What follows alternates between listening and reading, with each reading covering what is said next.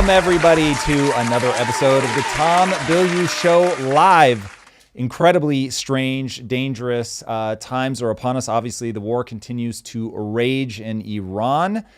They named Khomeini's son as his successor, and then hours later, he was reportedly hit and killed in a strike. Another one. Dangerous times. Ho!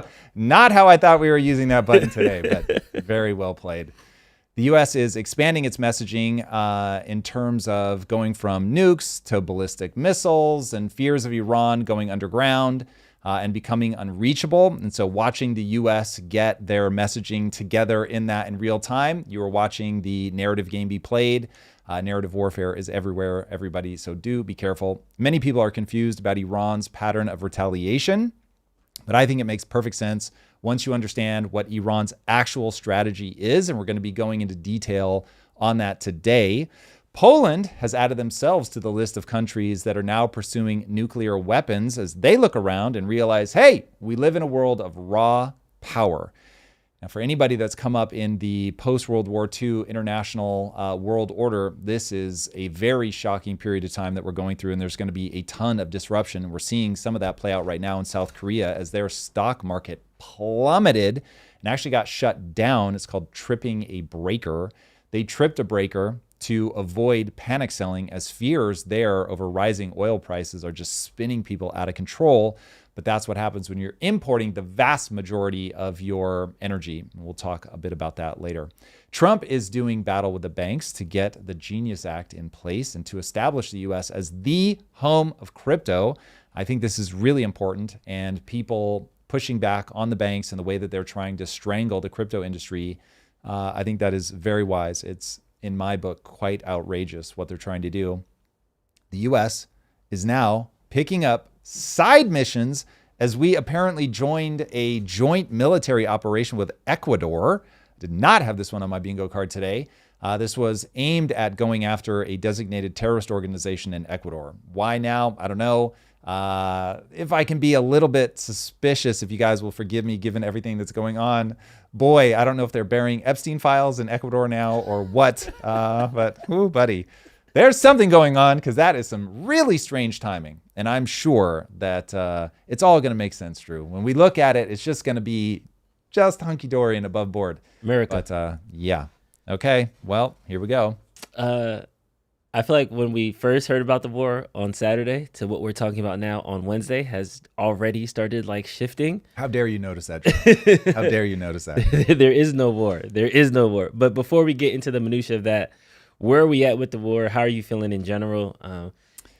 Yeah, all jokes aside, it is right now, I would say that this is a bit of a mixed bag. So some things are going well, other things are not. And so if you look at just from a pure military perspective, I think the U.S. is doing very well. I think as you look at the way that the amount of attacks in terms of number of rockets and things that are being launched, that's from Iran to other places, that continues to diminish by the day.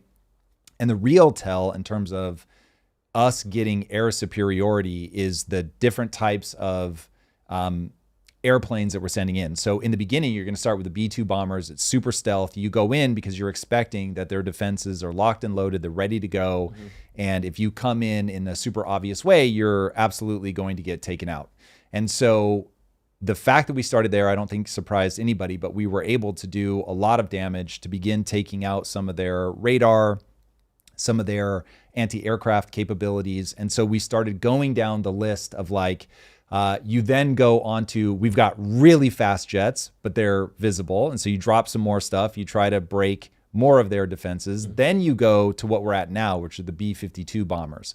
They have much bigger capacity. However, they're like super slow. They fly at like 30,000 feet. They're visible to every radar ever.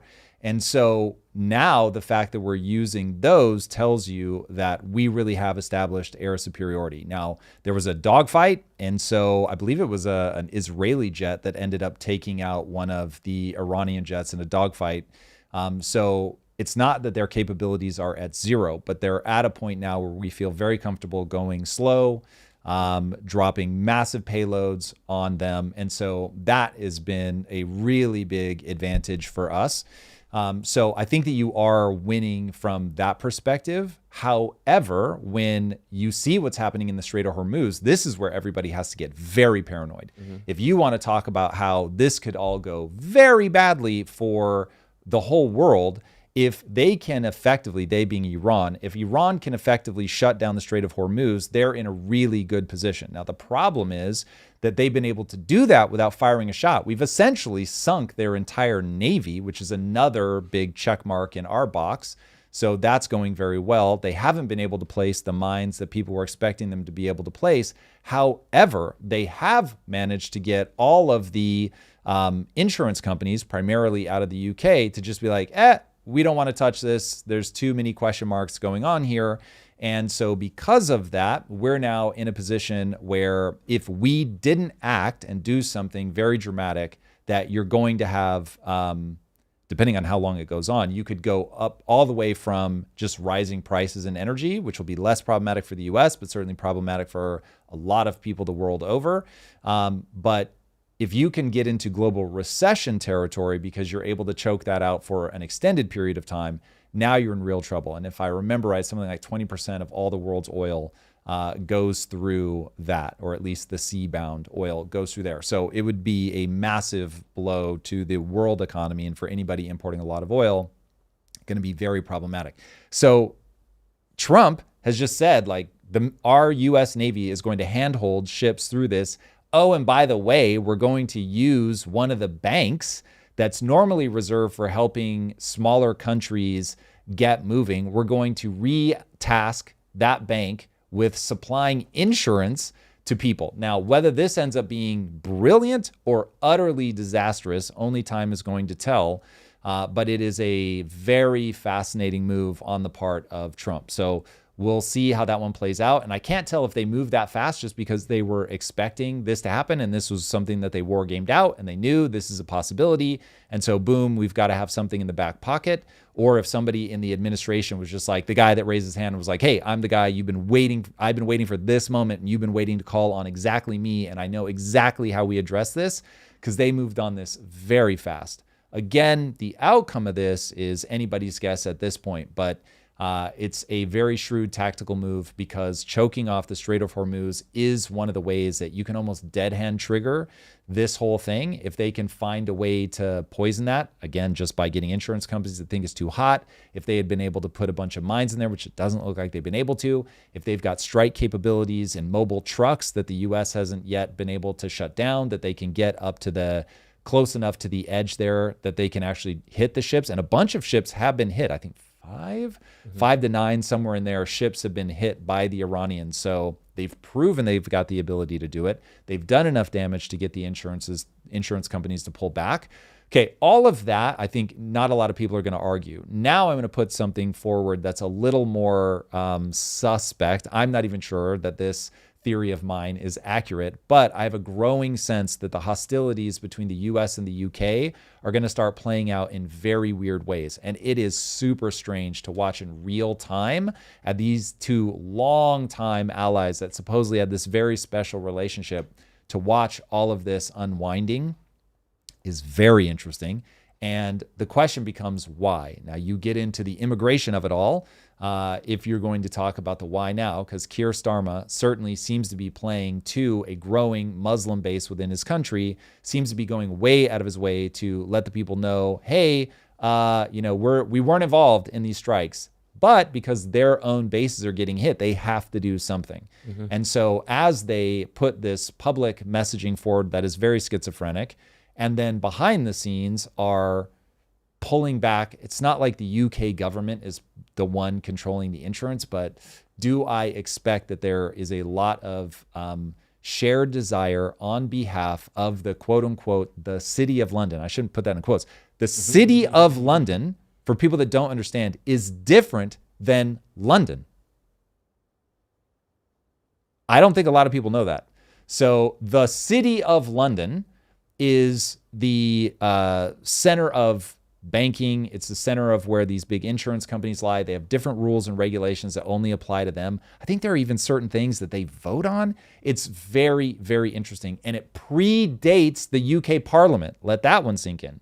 So there's some very interesting things going on here. Every now and then you'll hear like a conspiracy, and I think it probably is best understood, at least to the depths that many people take this, better understood as a conspiracy, but there is enough there to talk about that the city of London has been trying to control the flow of oil in Iran and the flow of capital in Iran since 1901. I talked briefly about this on Monday.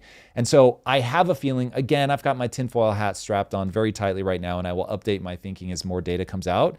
But the more that I see the UK being weird, I think it's that 1-2 punch of they have a growing Muslim population that they have to consider as they message and get involved. And you've got the city of London, which is like all the wolves howling, secret bankery stuff, trying to do what they can to maintain control of the situation. And I don't think that they want Trump to be able to run his agenda. And there are groups that put together very cohesive, though not necessarily accurate, narratives about why Trump is so hell-bent to go after the UK banking system. The City of London banking system is probably a better way to say it. So again, I'm super dubious that the narrative that gets put together there is accurate, that they would benefit from instability in the region. That does not make sense to me. But just know that's sort of there in the background as a potential reason for the ever-growing tension between the UK and the US. It seems that the more we get under the layers of this isn't just like a whole, like, we need to go out there and get those nukes, or this is to help the revolution, or it seems like with every turning day, we're starting to get, I've never heard this much about the Strait of Hormuz until the last like 3 or 4 days. Like, it's crazy how these different things are now unwinding. But CENTCOM had a breakdown of how a lot of these things are going. Kind of give us a read on exactly what we're sending over there and how Operation Epic Fury is happening. Did you want to do the cue it up for us first? No, play this clip. Okay. Good afternoon. I'm Admiral Brad Cooper, the commander of United States Central Command. In this capacity, I lead U.S. military forces in the Middle East. I'm here to provide you an update on Operation Epic Fury, now in our 4th day of execution. First, I'd like to express my deepest condolences to the families and teammates of the extraordinary Americans who've been killed in action. And I'd also like to extend our prayers for a speedy recovery to the wounded. Yesterday, you heard from Secretary Hegseth and the Chairman of the Joint Chiefs. Today, I'd like to give you an operational update on where we are and provide you with some key facts. By order of the President of the United States and the Secretary of War, our military in the Middle East is undertaking an unprecedented operation to eliminate Iran's ability to threaten Americans, as they've been doing for nearly half a century. Having spent more than 36 years in the military, I could not be prouder of America's sons and daughters in uniform who are answering the call. More than 50,000 troops, 200 fighters, 2 aircraft carriers, and bombers from the United States are participating in this operation, and more capability is on the way. These forces bring a massive amount of firepower, representing the largest buildup by the U.S. in the Middle East in a generation. In the opening hours of Operation Epic Fury, U.S. Central Command forces, together with Israel, delivered overwhelming and unprecedented strikes into Iran. Many of you may remember the shock and awe strikes of 2003. It's very good, by the way, that we're starting to get these updates. The first 24. I think in the beginning, and I'm not sure what the logic was, if Trump just didn't think he was going to be able to win the narrative battle, but in the beginning, he was just silent, man. Like, we were clearly marching towards war. We were getting updates that they just won't agree. But everyone was like, are you ever going to make the case to the American people? So at least now, as we're in it, we're starting to get some of these updates because, one, with AI, all of the crazy misinformation and everything that's floating around there, you need somewhere that you can go to at least hold them accountable to their messaging. So it's like, if you think of it as an official record more than this is the reality, you should not just believe what they say. People should be aggressively fact checking this stuff because this is all going to be narrative battling. But getting them to go on the official record and saying, this is what we are officially standing behind. This is what's happening. This is what you guys can trust. And then that way, over time, we can figure out how much we actually can trust them. Like, are they saying the real thing? You were bringing this up earlier. It's like so much of this stuff is changing in real time they were talking one way about why we were going to war, only to watch that then change. And we have gone through all of the, at first Trump was just saying, this is all about nuclear. We're trying to have this negotiation. And then it was like, psych, just kidding, because we had already taken out all of their nuclear capabilities. And the reason that we went now, straight from the mouth of your Secretary of State, he's saying, well, Israel was about to make a move, and so we wanted to preempt them. Then he walked that back and was like, what are you talking about? That's not what I said the first time. You got to play the full context, which if you have it, play it. I think he's being a little disingenuous, but. Yesterday, you told us that Israel was going to strike Iran and that's why we needed to get involved. Today, the president said that Iran was going to get. Yeah, your statement is false. So that's not what I was asked very specifically. Were you there yesterday? Yes, I asked the question. Wait a minute. There absolutely was an imminent threat, and the imminent threat was that we knew that if Iran was attacked, and we believed they would be attacked, that we knew that if Iran was attacked, and we believed they would be attacked, The internet is forever, that they would man. immediately come after us. Well, so here's what's Were you crazy. the one that- 'cause So somebody else- listen, the backtracking is important, and I definitely want to finish this clip, and I want people to see how this stuff will change over time. And look, there is no doubt that sometimes you don't say it in the right way, or you emphasize the second most important thing instead of the first most important thing. I do this stuff all the time, and then people will parrot back what I said, and I'm like, yes, but I was talking within a bigger context. So I'll give them some of that, but at the same time, it's like, clearly the words you actually said were. And so now if you want to change emphasis, or what you want to like say, look, I misspoke or something, fine. But everybody watching at home is going to learn over time that everything is spin, that politicians say what they need to say to stay in power. Like, it just all becomes a lot more clear. Now, the best lie to tell is always the lie that's the closest to the truth. So you don't have like all this crazy shit going on. That you're going to have to backtrack or find some way to integrate it into the narrative later. You know what I mean? And I think that they are finding their footing on the way that they should have framed this in the beginning. I don't think anybody that can hear my voice right now is surprised to hear that I think this is all economic in terms of the primary driver. Not that it's the only driver. Speaking of the way that my words will be used against me. If you look at economics as a primary driver, theology not being number one, nuclear not being number one, but both of those are on the list. We can argue about where exactly they belong on the list, but and I'll make a bigger case for this a little bit later in the episode. But I think as you look at everything that's happening, if you try to explain this through a religious lens, you're going to be like, this is confusing. I don't understand why they're doing this.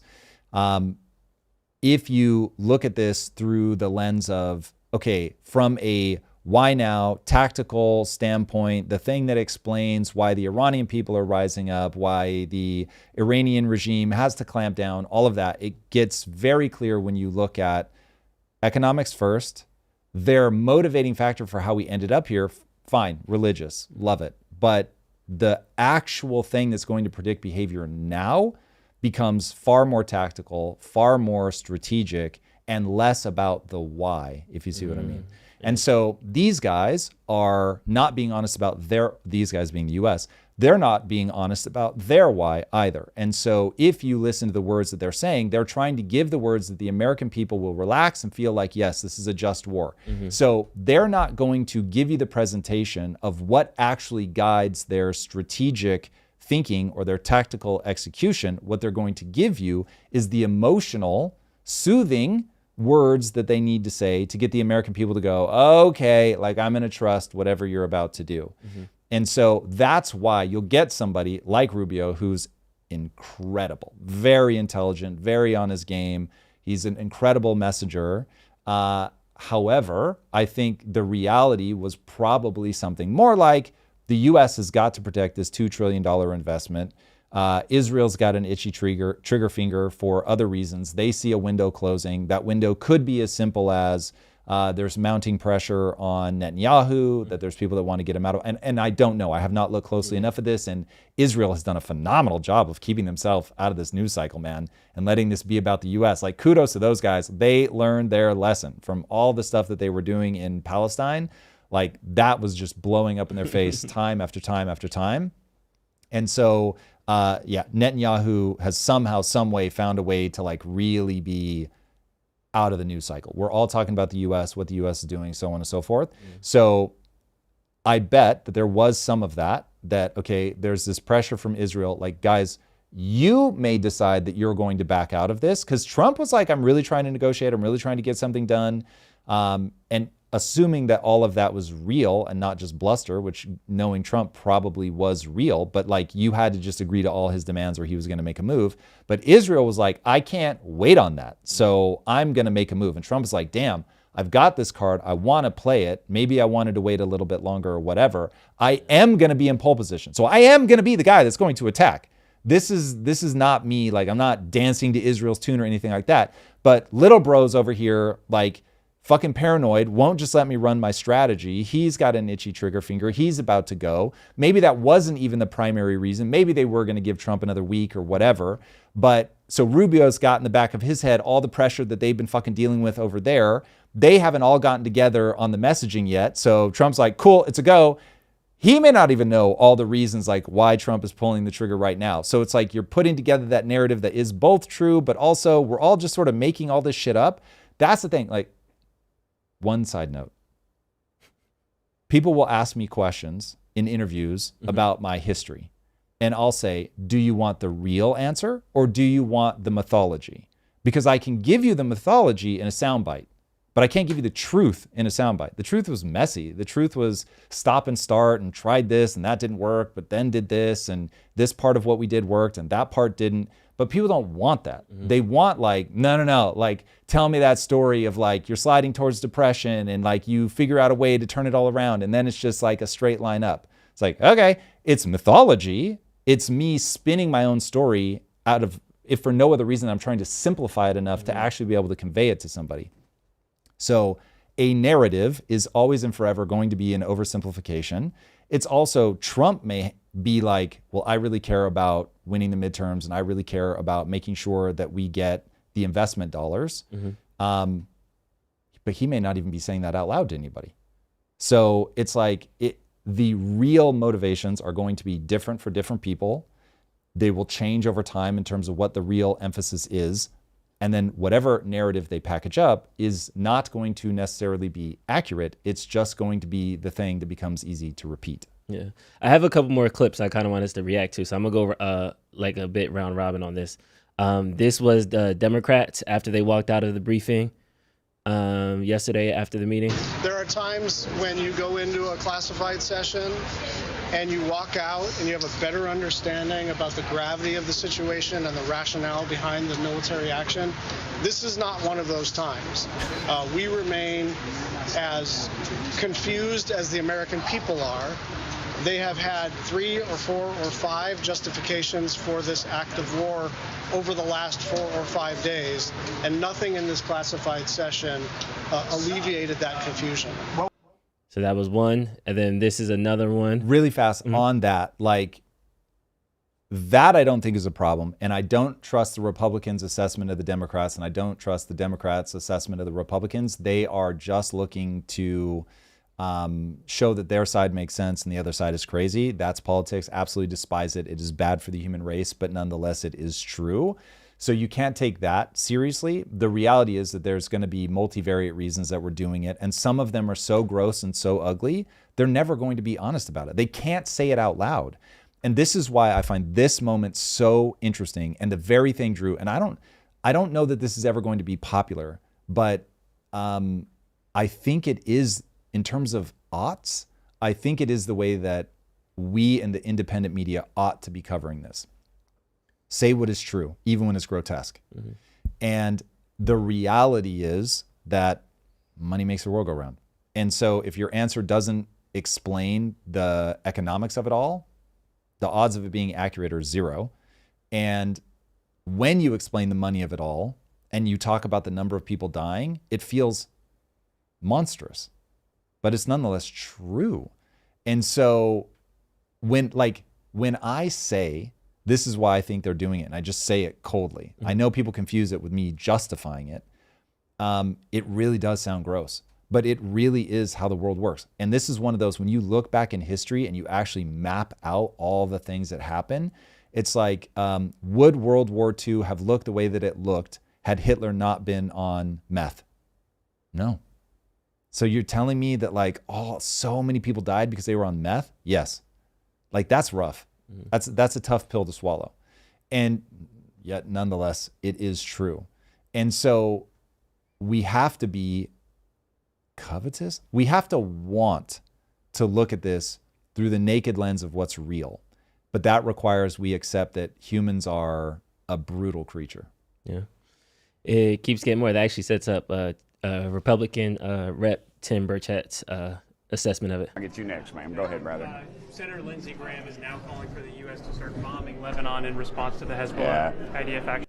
The reporter's question was, Lindsey Graham is calling on the U.S. to start bombing Lebanon now for their response in the war. Lindsey hadn't seen a fist fight he hasn't wanted to turn into a bombing, right? So I just take it with a grain of salt, dude. Yes, ma'am.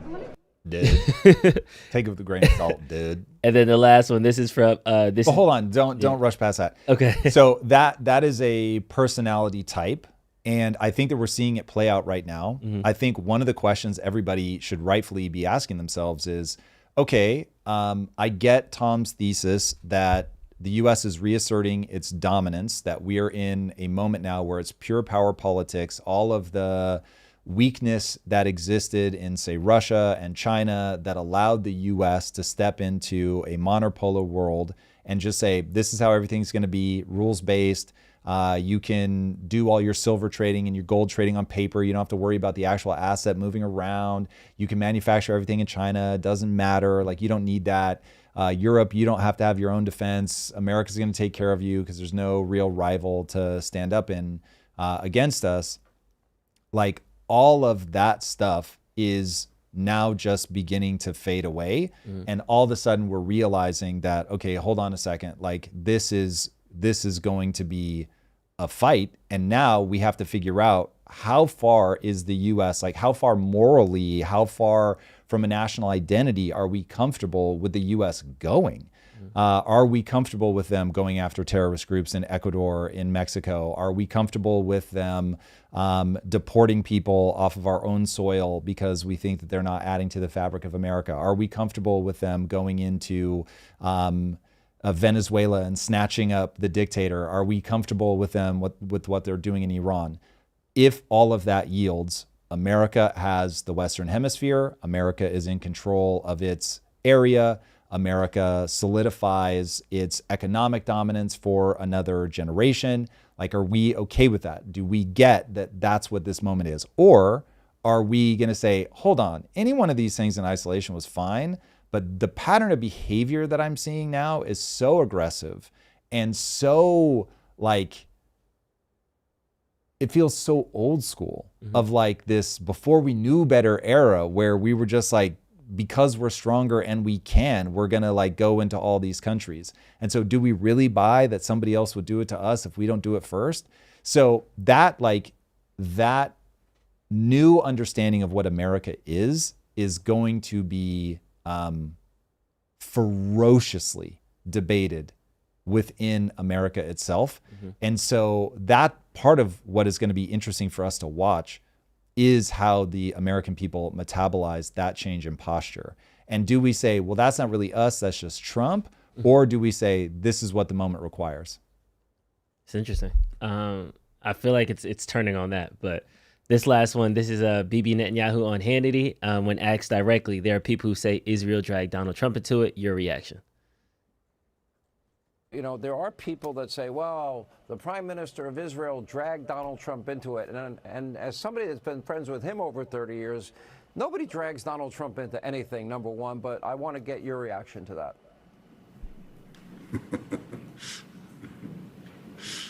Well, you're right. I mean, that's ridiculous. Donald Trump is the strongest leader in the world.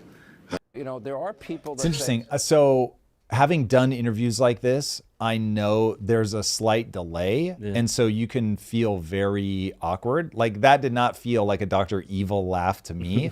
I think that Netanyahu just has such a terrible reputation, certainly in the West. Even some people in Israel hate the guy. So I think it's easy to read him terribly. For me anyway, the more interesting story is you don't get to be Netanyahu without being a narcissistic egomaniac. And so for him to say that Trump is the strongest leader in the world is definitely political theater. So that part of like the sort of blatant manipulation of ego and all that stuff is the thing that I find maybe more fascinating. So again, you don't have to go to conspiracy to look at Netanyahu and go, okay, here's a guy that small country, not going to be able to have all of your own resources. You have built an incredible society in the middle of the most hostile place in the world. And I mean, think about them coming up like in the 40s and 50s and 60s. Like everybody's bombing you. Everybody's trying to take you out. And one by one, you take them out, take them out, and take them out. And then you build what, for my money, and I'm not on the inside of this stuff, so of course I could be wrong, because every time I talk to Bustamante, he tells me that the French are far more terrifying. But what the Mossad has been able to pull off is so crazy that you're just like, okay, what they've done is incredible. And so does he have ambitions to continue to just expand? Of course.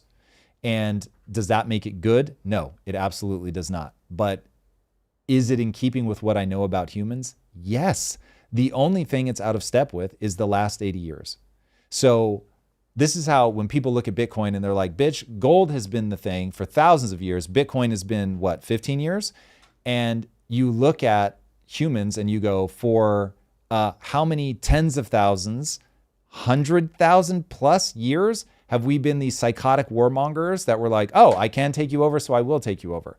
And for 80 years, we were chill. And everybody's like, but 80 years is normal. And the rest is, no. 80 years is the anomaly. 80 years is the part that you have to go, how on earth is that going to sustain? It doesn't fit the human condition. So when I see somebody act in that way, it does not make me like them, but it certainly doesn't leave me surprised that you have a guy that he wants to expand, that left unchecked, they would just keep taking territory. And the wild thing, a question, I have never spent any time like really thinking about this, but the real question is, unchecked, like how aggressive would they be? I don't know. And I don't know that we'll ever find out, because they don't have the ability to amass enough resources to do it because they're so small. There's a couple things I want to lay out. There's something that you said earlier about when you look at it through this lens of blank, it makes sense to me. That statement, it rustled my feathers a little bit, because this isn't one of those things that, just as Candace Owens is looking at Erica Kirk through a lens of she killed her husband, so everything she looks at is now through that lens. Yeah. And so basically you're trying to make what is happening in the world fit through your lens. Yes. So it makes fits for you. You're saying that what's happening in the world, if we look at it and it fits through your lens, economics is the let's call it the slit that is getting the most information received. So I want to take a step back. I don't want to like do like a gotcha or something. No, please try to gotcha. No, it's not like, because I remember on Monday you gave us the 5 things. Like, these are the 5 reasons why we're doing it. This might be 50%. This might be 5%. We had those laid out.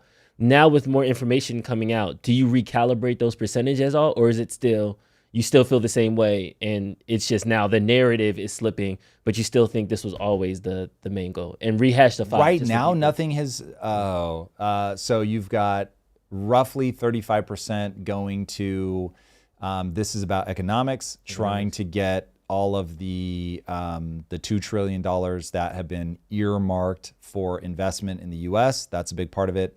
The second one is the nuclear of it all. So now I'll broaden that out now to the ballistic missiles and them going underground. I find that to be a compelling argument, even if it isn't the primary motivator, because they certainly weren't talking about it before. Yeah. The idea that they already, that they were admitting to the negotiators like Steve Witkoff that, hey, we could already, with a little bit more refinement, we could already make, I think, 11 nuclear weapons. So does that grow a little bit? Yes, but it still doesn't overtake, for me, the economic concern. Okay. Especially as we sort of broaden this out and look at it. And then we had the whether the political calculus here is Trump trying to do anything here with the U.S., and then you've got Israel trying to manipulate the U.S., and I'm forgetting off the top of my head what the fifth one was. I think it was religion. No? I don't remember religion being, that was the one where people were hitting me. Maybe. It's certainly a part of the equation, to be sure. Like, are these guys just a psychotic regime that we had to take out because death to America? But I'd more lump that into the bucket. That one to me is into the nuclear bucket. That one to me is contextual. It's important to understand why they rule the way they rule. It's important to understand the way that they behave. But as you try to break them, you're going to go economic. As you think about how they're going to break you, they're going to go economic. And so what I'm saying there is not that religion doesn't drive people and give people a really strong how, or a why, excuse me. It's just that right now what we're talking about is what and how. And so in the context of how do you get out of this, it's going to be economic. In terms of how they try to hurt you, it's going to be economic. In terms of how you hurt them, it's going to be economic.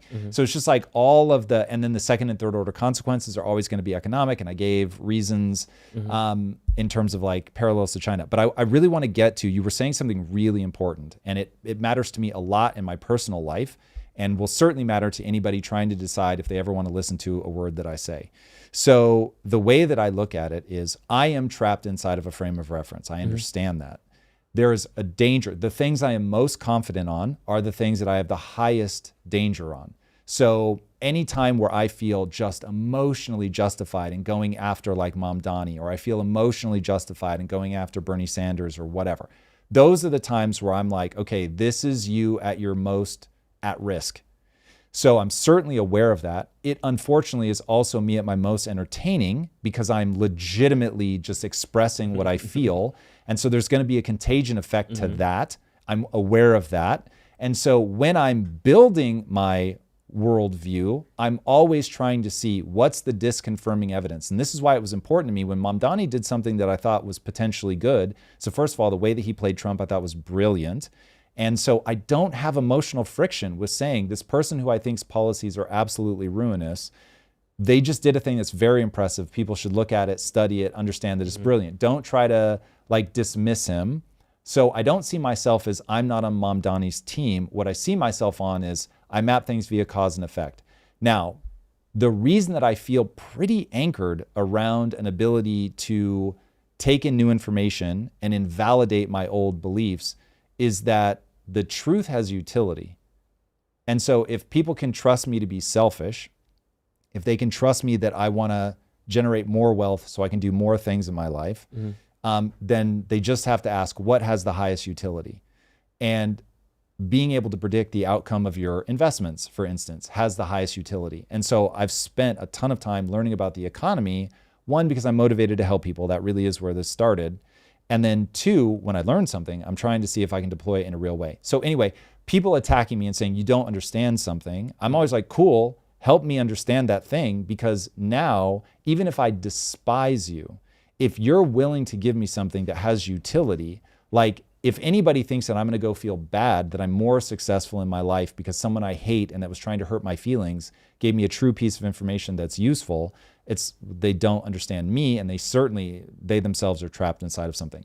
So I recognize the risks. I am human. I have emotions like anybody else. I'm likely to be bamboozled by them.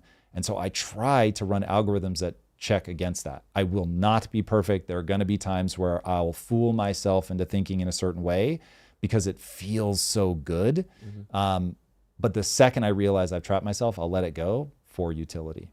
If I could have it in one sentence, less than 20 words, why is America, this is Tom Bilyeu's perspective, why is America at conflict with Iran right now? $2 trillion of Middle Eastern investment is at risk. Nice. Okay, so that's the U.S. perspective. Now, if we were to flip over to the Iranian perspective, it looks kind of chaotic because they were just bombing everybody. Israel and the U.S. had smoke with one person, Iran was like, okay, everybody on that side is getting a bomb. What's really happening from their perspective, if you had to break it down that way? That's brilliant framing. So Iran is not launching missiles randomly. I know a lot of people think that is true, and they are not trying to turn the Gulf nations against the U.S.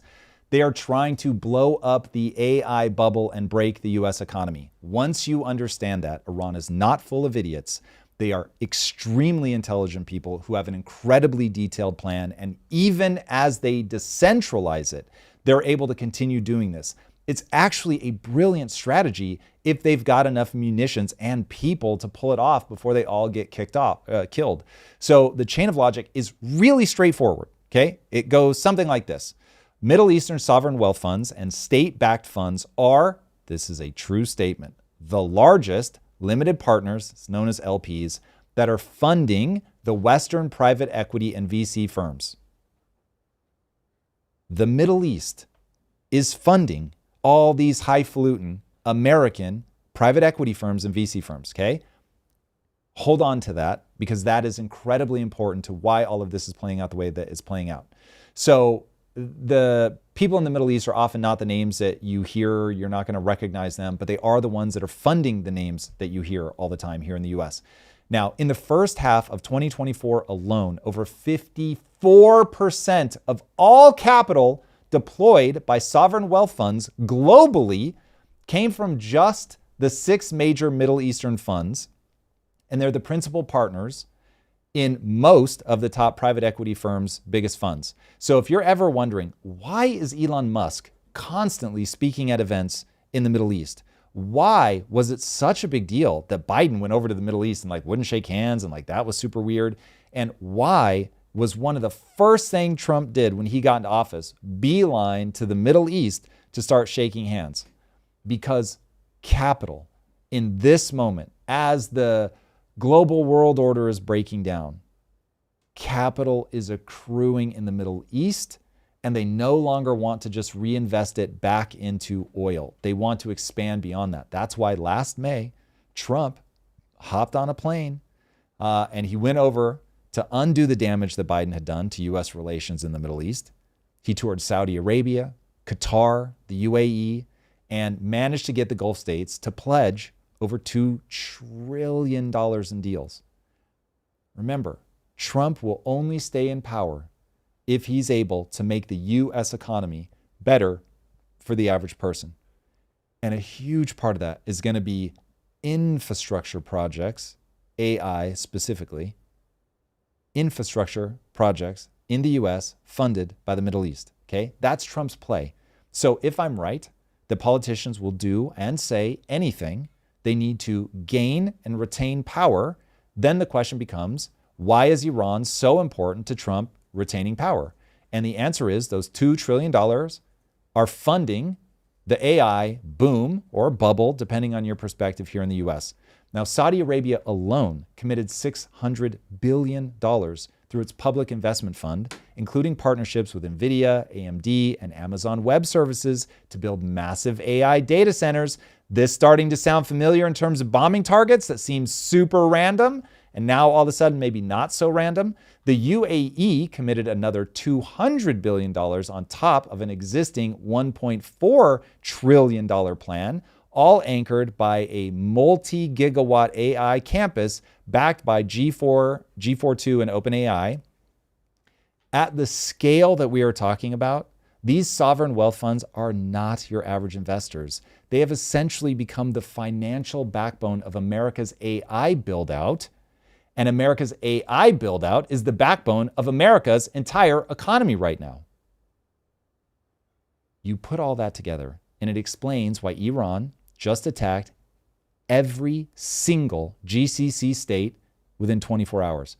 Bahrain, Kuwait, Qatar, Saudi Arabia, and the UAE, all hit with missiles and drones.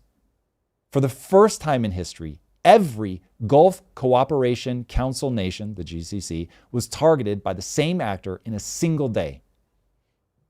Sinam Cengiz at Qatar University's Gulf Studies Center called it their long-standing nightmare scenario. Airports shut down, ports suspending operations, Dubai and Abu Dhabi even took hits on civilian buildings. And you know what else got hit? An Amazon Web Services data center. It's not random. It was struck in the UAE, and the UAE basically went offline. These attacks are forcing Gulf states to pull back on U.S. investments, those $2 trillion, and instead pour their massive capital reserves into immediate defense and reconstruction. If you start blowing up a bunch of their stuff, they've got to spend money to fix it. And they've got to take that money from somewhere else. Air defensive systems ain't cheap, and they're going to need a lot of military hardware if things in Iran aren't settled quickly. The UAE alone has to spend tons of cash just to intercept the roughly 165 ballistic missiles and 541 drones sent their way in just 2 days. This is just the beginning. And 35 drones and 5 projectiles still manage to get through everything and do very expensive damage. Rebuilding costs a lot of money, and every dollar that goes into their defense is a dollar that they're not sending over to the US to invest in AI projects. Now, if those $2 trillion in AI pledges slow down, get delayed, or even partially evaporate, it pulls a critical pillar out from under U.S. AI company valuations and makes what is already a terrifyingly skittish U.S. market absolutely spastic. Stephen Cook at the Council on Foreign Relations wrote before the war started that the Gulf AI investment was partly a play on behalf of the GCC nations to guarantee U.S. security protection. They knew, hey, if we've got all these dollars going to those guys, they're going to protect us from Iran. The tech sector already represents 33% of the S&P 500, and it's down over 11% from its October high. AI fears plus inflation plus the Iran conflict are all compounding at the same time. This is incredibly dangerous to our economy. Iran knows that, and that is exactly why they're targeting what they're targeting. Now, if you want to know why the U.S. made a move right now, any explanation that doesn't include a discussion of protecting these investments is either willfully ignorant or just outright propaganda. It's the gross part. It's the thing nobody wants to say out loud. Nobody wants to hear Trump say that I'm sacrificing U.S. lives and I'm blowing a whole bunch of shit up in the Middle East, overthrowing a government, killing the successor after successor because money. But that doesn't mean that it's not true. Iran doesn't need to beat the U.S. military to disrupt the U.S. and change the world order for the next 5 generations in any way other than smashing us economically. It just needs to make the Gulf states spend their money on survival instead of NVIDIA chips to change everything. Because if they can redirect the capital back into the GCC countries, instead of sending it to the US, the downstream effects on AI valuations as one example, it could be enormously painful for the US economy. And unfortunately, as of right now, if you do something to destroy the top of our K-shaped economy, it affects everyone. So it's not the only reason. I understand that. But if you want to understand strategy, if you want to understand the tactics, you have to understand the primary driver behind all of this is economic. And we're also already seeing the effects of it spreading globally. Oil prices have spiked 14% since the war started. In South Korea's stock market is like plummeting due to global fears as well.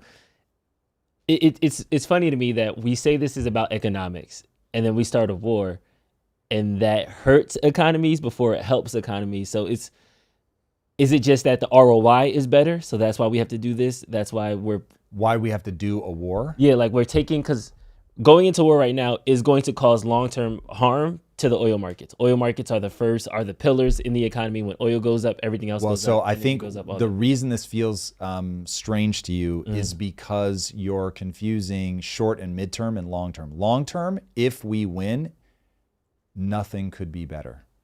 Because now you've got the whole Middle East is safe. You can go through the Strait of Hormuz. There's no choke point from a lunatic theocratic regime, as Trump will call them.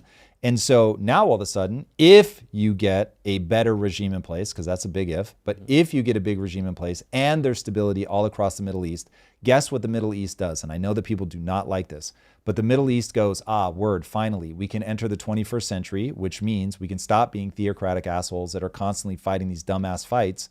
And instead, we are going to build economically. We're going to become a place that people want to come. We're going to be a place that has safety and stability. Law and order is so, so, so important. And so being able to secure your own people, not worrying about attacks, having a bunch of friendly nations who say, like if I'm in the Middle East, or let's say they flew me over to advise them, I would say, guys, listen, I'm an American. I obviously want America to win. But let me give you some advice. You've got to start messaging to your own people that the next 100 years belong to the Middle East. That you point out how you've been able to aggregate all the capital. Start telling a story. It's a true story, but you need to mythologize it. Start telling the story of, we crawled our way out of the desert as like Bedouin herders, and through this incredible resource, we were able to, over the last 100 years, regain control of our destiny, turn this into an incredible industry, but it's an industry that doesn't last forever. But we're going to turn that oil money into something magical in the same way that the US taught sand to think, which is really true. We're going to turn sand into investment dollars. And we're going to modernize the entire Middle East, but it requires this stability. But we are going to prosper in a diversified fashion. We are not going to be beholden to just one thing that could be disrupted by one little choke point. No. We're never getting put in that position again. And if you can tell that story, oh my God, because it really is true. And so I saw your face when I said that the US taught sand to think. Silicon is made from sand. Silicon chips have become actual intelligence. Yeah. If you were an alien looking down at us, you'd be like, how did sand just colonize the world? Like, there's a really compelling argument that says wheat colonized humans, got humans to, or tamed humans, got them to do their bidding.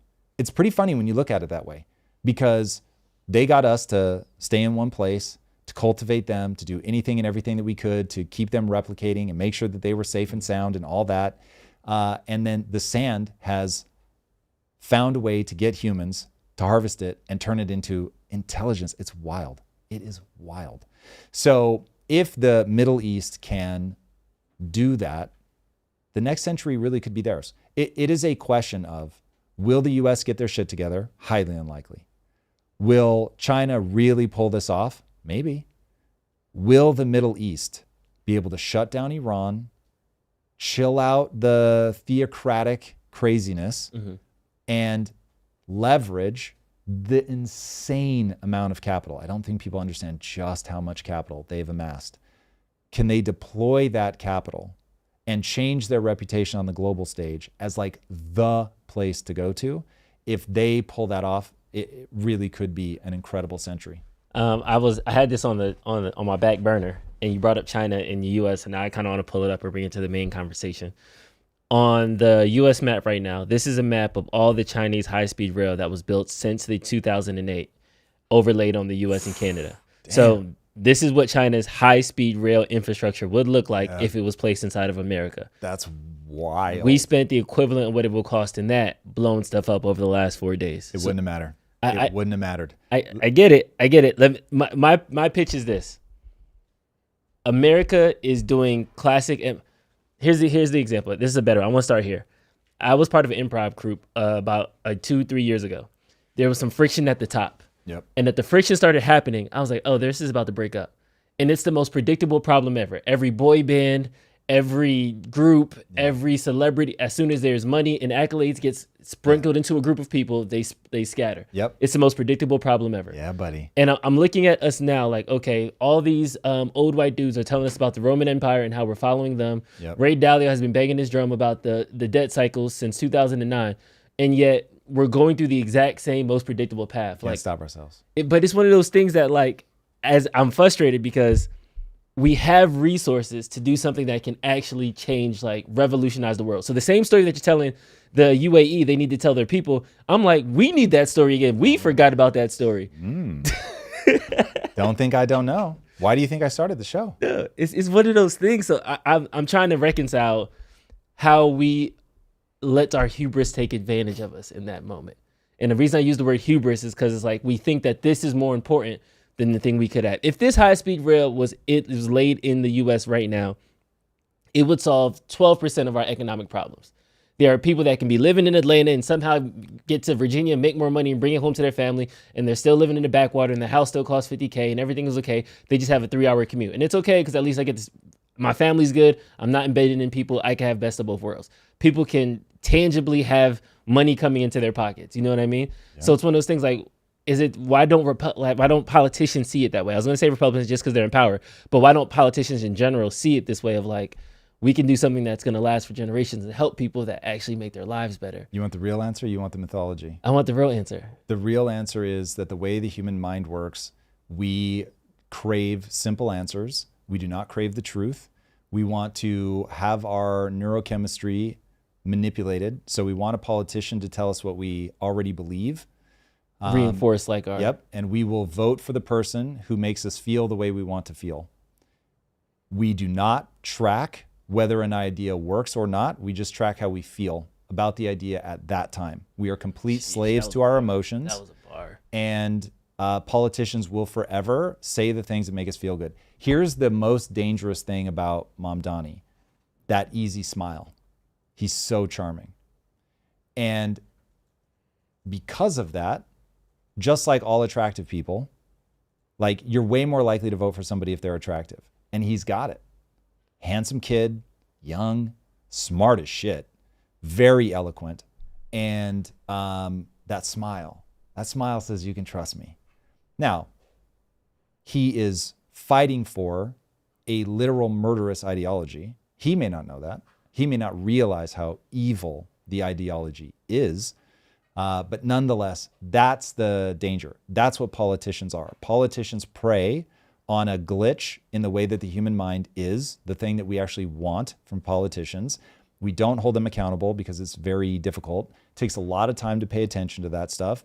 Even I, Drew, right now, this morning, I had resentment that I couldn't work on Kaizen in the morning because I needed to prep for the episode. And I'm always amused by it because I can do whatever I want. So there's obviously, I have two conflicting desires. People want to be informed. They want to do what's right for their kids. They want to make sure that the world is better. But at the same time, they don't want to have to think about all that stuff. They've got to go to work and deal with all that bullshit. They want to have some fun. And so the reality is the world is always going to be run. This is the iron law of oligarchy. It's always going to be run by a very small number of people who have the talent, intelligence, and inclination to actually understand what's going on in politics.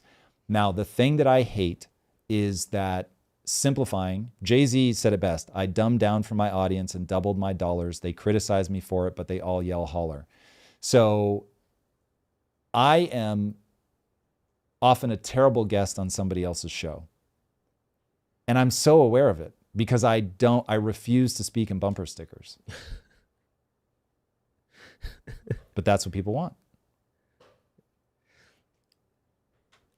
This is my appeal to why I think there's a growing push for socialism right now, is because looking at this map again, I'm telling you, this map radicalized me just as much as how much tax dollars we collect that we spend terribly radicalized me. Yep. There comes a point where it's like, there's resources available, but you're not using them right.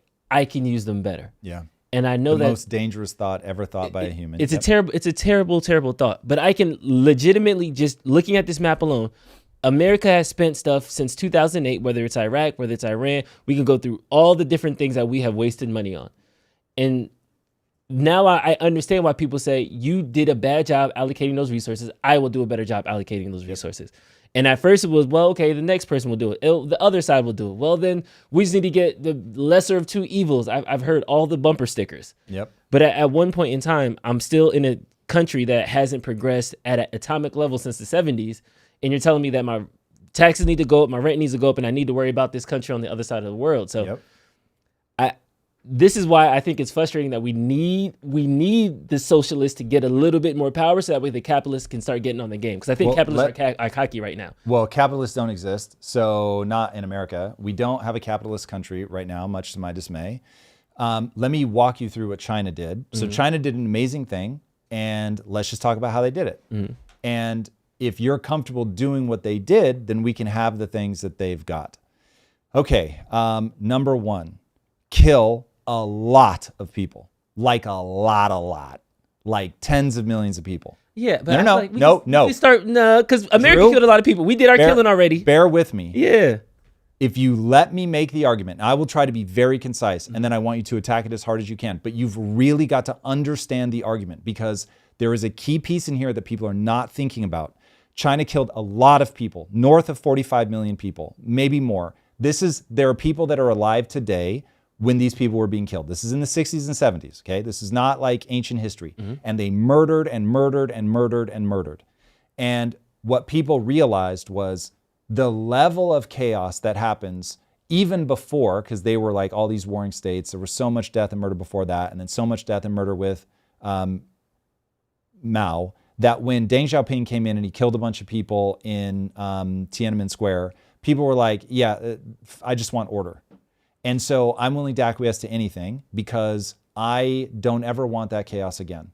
So if you're willing to just murder and murder and murder and murder and create this sense of I just want stability, which is exactly how Hitler came to power. Hey, this has been terrible for all of us. Life is so bad. Our economy is so trashed.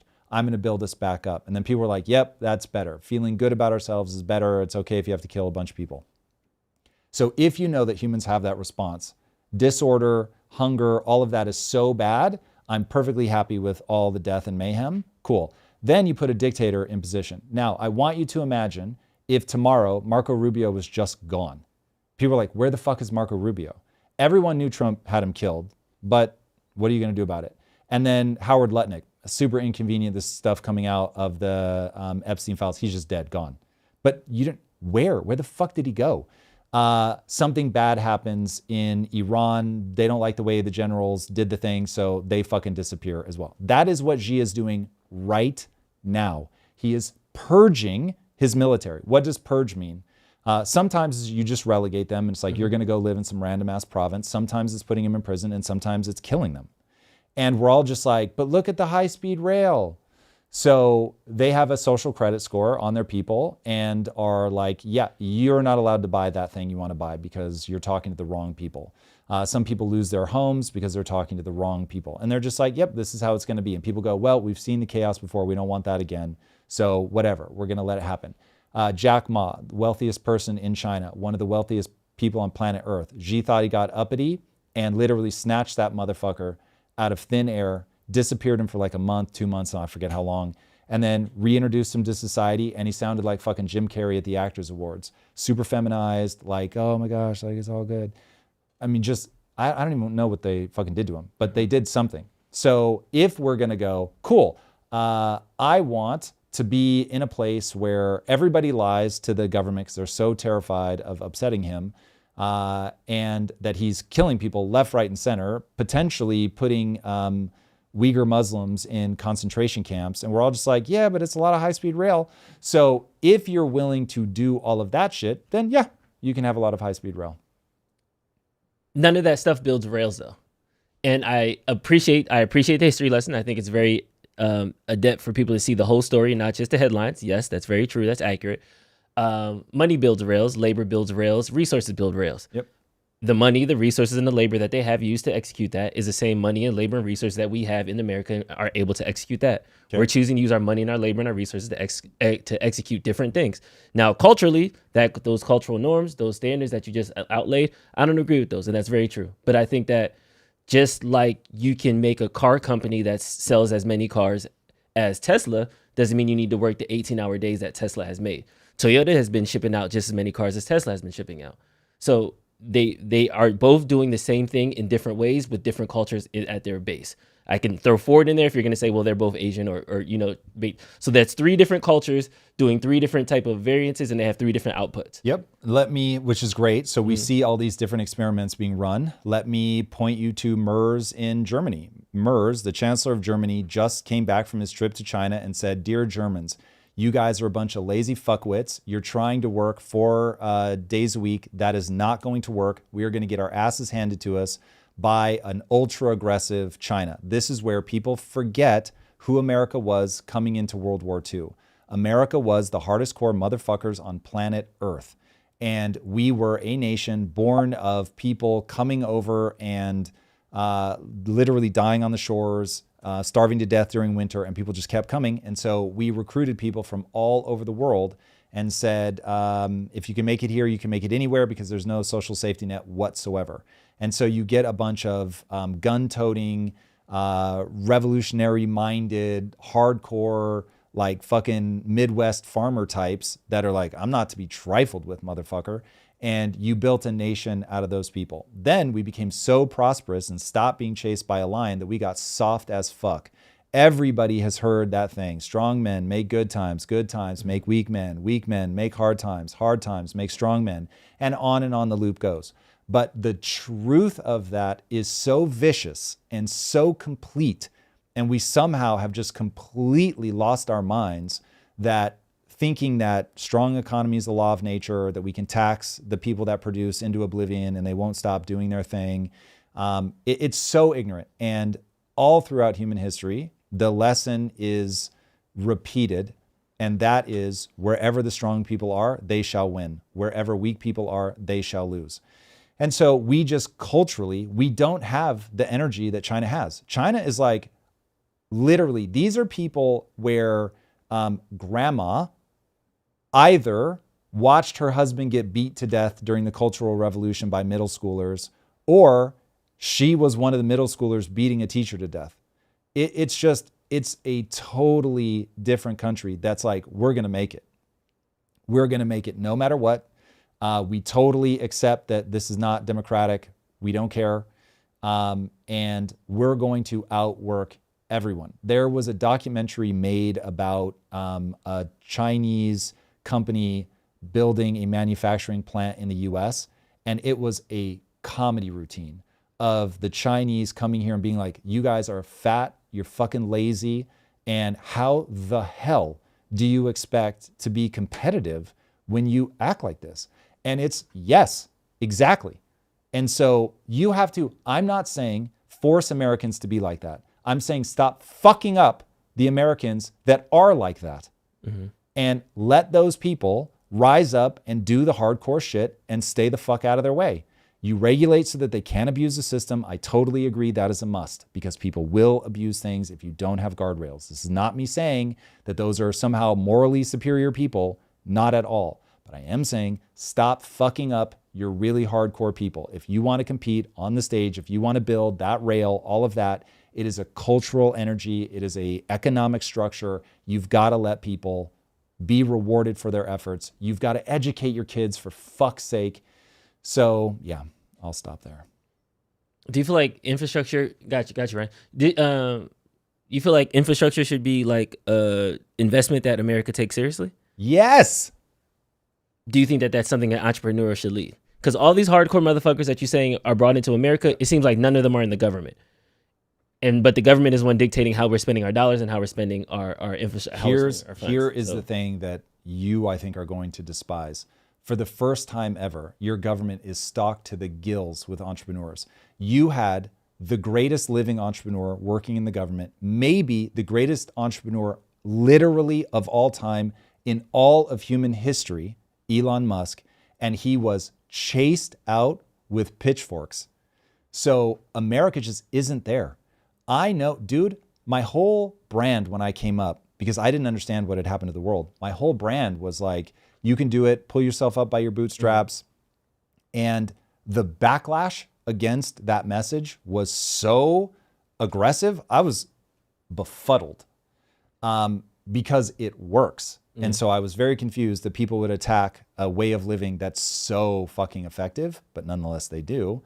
So we do have that in government. And people are having a stroke about the way that they are trying to move things forward. Now, they also create a lot of their own problems. So there is that.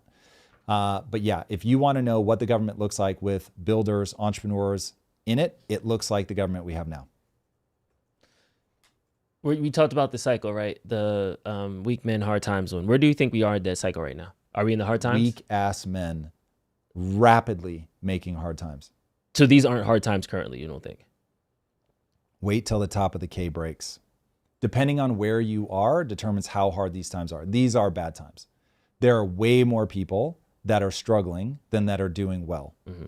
It's just you haven't had that breaking event where what will come out of it are men that had to become hard because it was either that or starve to death. Yeah. It's interesting because I feel like everybody thinks their enemy is the weak times, and everybody thinks that like the weak men that are creating the hard times, I feel like are the ones that are in power right now. And yes. I think that we're slowly getting to a time that we see as worse. We can all see everybody, whether it's economically, whether it's with this war, we can all see we're headed off a cliff. We can all see that things aren't as good. We can all see that our lives are literally getting worse day by day as we go on. Things are more expensive. Things are for whatever your talking point you choose, whether it's culturally, whether it's economically, whether now there's people with pink wigs on, whatever, however you feel, everybody thinks it's worse now than when it was 10 years ago, 15 years ago. We can keep going back like that. But yet we're still on this like train. We're still on this ride. I remember you used to use an analogy. We're rapidly heading toward a cliff. Mm. And instead of like trying to get out, instead of turning the wheel, everybody's like, step on it, like floor it. Let's just go fast. So I think that's where this energy is coming from. Because it's not that I want the government to come in and save me. I don't want the government to save me. I think of small governments. I'm a developing nation. I feel like I actually see what government looks like. And a lot of these things that people are complaining about, they're just so snowflakes themselves. But in general, I think that America is we're getting a false bill of goods. We're getting sold one thing and we're doing something else. And I think that with all these mass slipping and all these fake reasons of war and what we're actually about, it really just comes back to money, and it comes back to investments, and it comes back to securing it. And then you realize, what are they using those monies for? To empower and enrich themselves. And then it's looking around like, okay, wait a second now you guys are mad that all these people who are at the bottom of the K are getting mad and trying to revolt. And instead of saying, okay, how can I make sure, you used to call it a neck preservation fee. I need to pay, like, how do I make sure that this doesn't turn into full revolution? Instead, it's just being like, well, they are lazy. They just need to work hard, or they're not doing it, or they're the weak men that are creating these hard times. And I'm a hard man and I'm making good times. And it's like you're marching to your own beat, but it's like you're by yourself. We're all in this together though. The society will collapse. This will go down. And now the Dubai safeguard that you thought was there is now getting bombed. So it's like, where will you Here's go? the problem. If you can print money, you're not going to be willing to let some people fall behind. And you have to let people fall behind. Because if you do the no man left behind or no child left behind strategy that they do in schools, you end up driving 2 hours one way to pick up a kid instead of just going, you got to tough it out, kid. Sorry, you're at a new school. It just is what it is. Sad that your parents moved in the middle of the school year. That's a bummer. But we can't drag down everybody else because you're in a tough spot. And you have to allow the difficulties to be dealt with at the lowest level possible, which is basically an individual family, an individual community. It's like, yep, that's where all of the hardship is going to need to be dispersed, because otherwise you break the entire thing trying to slow everybody down to make sure that that one person never gets left behind, because the system turns parasitic. And this is, in fact, one thing that I want to talk about with the high-speed rail is, because we can print money, there's an insane amount of fraud. And I don't think that people fully understand how over time we're going to realize how many billions, hundreds of billions of dollars that we have. I mean, does it go to $1 trillion? But the amount of fraud is going to be insane because we've created the incentives in the systems. If you balance your budget, you suddenly start looking at every dollar you spend, and people just get disciplined. And so we lack that discipline as a nation, and that is creating all kinds of problems. And it is creating the sense of the government should take care of me and I should get these things for free. And then promising people free things is exactly how you get elected. And people just are not looking at the historical math of where that all goes. Wild. And now we're seeing it spread to other countries because South Korea's stock market is plummeting. Let's jump over to that. Yeah. So the South Korean stock market got hit harder than the K-pop star that got brained by the falling Jumbotron. Don't look it up. It's rough. Here's the problem. South Korea imports nearly all of its energy needs, and that is a bad place to be when a war with Iran is damaging oil infrastructure around the entire Gulf region, and there are threats of shutting down the Strait of Hormuz. In fact, right now, the Strait of Hormuz is effectively shut down because of insurance, and all of that is bound to spike energy prices. That's why on Wednesday, equities fell sharply in South Korea as investors grew increasingly anxious over the prospect of sustained high oil prices. And people got to buckle up, man, because this is not going to be over anytime soon. There was one index that shed more than 2.4% in morning trading alone before recovering slightly into the afternoon session, but the sell-off was broad-based. It hit energy-intensive sectors the hardest for obvious reasons. Petrochemical giants, airline stocks, shipping companies, and the like bore the brunt of the losses as traders are now pricing in the possibility that crude could push well past the current levels if the conflict drags on or continues to expand. Brent crude, which is basically the central price that people base everything on when it comes to oil, has already climbed significantly since the US and Israeli strikes began targeting Iranian military and nuclear infrastructure. Analysts are now warning that the trajectory that we're on, if it remains deeply uncertain, then you can expect things to just continue to be problematic in the stock market. The fact that South Korea imports roughly 70% of its total energy needs makes it one of the most exposed developed economies to Middle Eastern supply disruptions. But it is not going to be held there. The only thing where when a price goes up, it feels inflationary, because remember, prices going up is not actually inflation. But the reason it feels inflationary is that energy costs are so foundational to everything else in the market. And the market is not just reacting to what is happening right now, it's discounting a scenario where this conflict becomes prolonged. So they're expecting that. So expect more issues as uncertainty just continues to gobble up people's psyche. And this was coming from a Seoul-based fund manager who said, for an economy like ours, elevated oil for 6 to 12 months isn't just an inconvenience. It squeezes margins across manufacturing, raises import costs, and weakens the won. So yeah, it could get rough, not just for Korea, but any country that is forced to import the vast majority of their energy. So the Korean won is now under pressure against the dollar, which adds another layer of pain for import costs. So we'll see how all of this stuff plays out. It is not a good day for countries that are having to import stuff, oil specifically. There was this thing you used to say, everything is like downstream of energy. Like once energy cost gets disrupted, it like completely balloons out like that. That is correct. Is this just the first balloon because they are the most exposed? Yeah, it's any country that has a high exposure to Middle Eastern oil is going to be in trouble. This is why I will remind everybody, you should never talk about what's happening in Iran without talking about China. And so China is the single most important threat that America faces, period, end of story, simple as. And by knocking out Venezuela, by knocking out the oil in Iran, if we can pull it off, you damage it somewhere in the neighborhood of 20% of China's oil. They're going to feel that. So if you can increase their cost on oil by 20%, like you're going to start to feel it. And knocking out 20% of their supply could have a bigger impact just because it will echo all throughout different supply chains. So it could be more disruptive than that. And if you can make it selectively disruptive to China and not disruptive to the US, because if the disruption happens via the Strait of Hormuz, that's going to hurt the US and everybody else. If the disruption happens that we just no longer send oil to China, or we broker the deals that send oil to China, that puts us in a much better position because now you can choke that supply off. You may not do it right away. You may keep things nice and friendly. China, slightly different deals, but we still want to sell to you. We still want to make sure that because they bought like 80 or 90% of Iran's oil. So you don't want to take that over and then not keep selling it to China. So it will be an amazing weapon in the US's arsenal, given that they had lost the ability to effectively sanction China because they found so many ways around those sanctions to get cheap oil. All right, we got some super chats we got to get to, but really quick. How do you really feel about this Ecuador joint mission thing? Because I know it's early reports.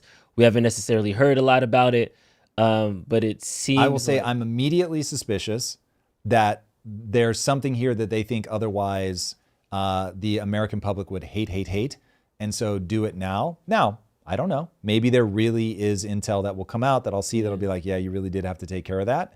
But what I think is going on is a dam has broken inside of the Trump administration where restraint is going out the window. And that's where hubris, to something you brought up earlier, this is where it gets very dangerous. And so you get a couple wins under your belt, you start to think that you really got this, that you can't be stopped, and then something unexpected happens because you're just a little too fast with the do that. Yeah. So I definitely worry about this. Let me paint a picture for you. This is not me going to bat for this. I'm very paranoid. Yeah. But this is me. This is one of the scenarios that could play out. Trump is the most consequential president, certainly since Reagan, maybe since longer than that, in terms of he's reshaping the world. Mm-hmm. And some of the ways that he's reshaping the world in the short term are terrible. Losing European allies is terrible, and we are losing European allies. But in the medium to long term, might not matter. And so if we go, all right, cool, we're just like I'm making this big pitch that the Middle East needs to really start to feel itself and understand you guys have aggregated all this capital. You've had the intelligence to turn the oil money into something spectacular. Put all of your Jamal Khashoggi barbecuing, fucking dissecting aside, stop being that guy, or at least get better at hiding it. Yeah. And now move forward as a investor, stability in the region, focus on prosperity, turn Palestine into the Riviera of the Middle East. I'm telling you right now, if that place for real becomes the Riviera of the Middle East, a generation from now, people just be like, yeah, this is better. Now, in the short term, they're not. But think about how much energy is there really, Drew, for Native Americans in America? Basically nothing. Yeah, and I'm not saying there's zero, but it's basically zero. We straight murdered our way across this country. But it was 300 years ago when you really factor it all in. Different bits and bobs, some far more recent, but it worked out. It's fucking rad. We're the strongest country in the world. Dope place to be. So yeah, all is forgiven when you get the outcome. That's how humans work. Again, I'm not saying that's how we ought to work. I'm just saying it is how we work. Mm-hmm. And so I think Trump is looking at this going, I've got the balls to do all of this, to actually make these moves.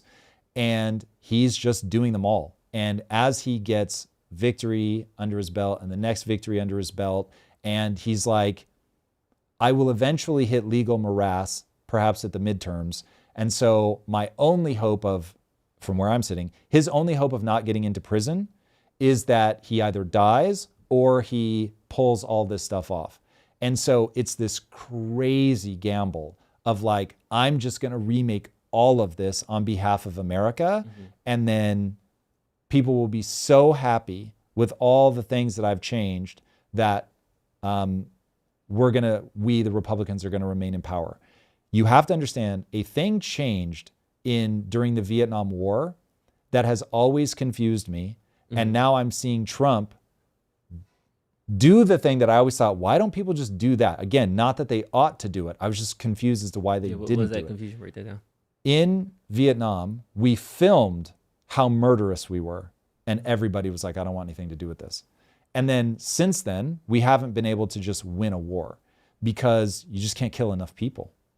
And so bro, Afghanistan was winnable if you were willing to just go, we're just going to kill you all, indiscriminately. You all die now. And you fucking nuke it, and then you import whoever the fuck you want that is going to be good to your country. It is monstrous. I'm not saying we ought to do it. We shouldn't do this. Fuck that. It's horrible. But nonetheless, I was always like, that's what they did historically. Genghis Khan stood outside and was like, hey, you guys can come out now or I'm going to kill you all. And then every now and then he'd be like, hey, come out now or I'm going to kill you all. And as you came out, he killed you all anyway. And I was like, that's how you got the Silk Road. You just had a guy that was like, I'm going to fucking kill everybody. So it clearly works, But at some point, cameras just made it impossible. You couldn't hide it. And so you're never going to be able to get the populace on your side with that.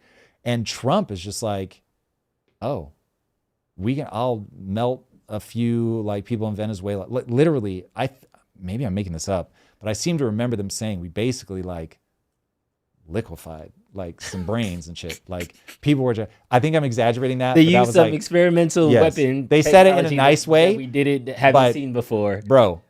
It neutralized the threats. These are the nice words. But this is somebody who's like, yeah, we're going to blow up a whole bunch of shit. I mean, we can play the clip where he goes, what are your words to Iran? Kamala Harris, don't. Biden, don't. Trump, I'm just going to bomb the shit out of them. I don't care anymore. That is maybe not a word for word quote, but damn, is it close. But to your point, he did get the Mexico cartel boss out there. He did snatch up Maduro. So he's like, I'm undefeated in South America. Let's run this back. I'll say it this way. Trump understands that killing is effective. And he's just doing it. And so it's one of those where I'm like, I don't know what to do with that. Mm-hmm. So if it works, I will revel in the success. But it's pretty grotesque. Yeah. So, yeah, I mean that is the conundrum that we in the information age are being forced to face. And you know the great thing about what's happening with all this on the world stage, the DOJ has been taking down Epstein files. Now the truth comes out. I wish it were the DOJ. That would be amazing. Oh, DOJ. That's what I said. DOJ. D-O-double-J. Yeah. The DOJ has been taking down the Epstein files per CBS. This is wild. I was looking at this Netanyahu clip, and the Goyim probably got me. Now that we're at war, delete the files. So it's one of those things where the distractions, you know, and then I don't know if you've seen the Clinton deposition where he was reminiscing over the pictures too much. This is too Let me see that again. But he says something very interesting. I really can't believe he asked to see it again. That is wild. And like he's got that crazy smile on his face.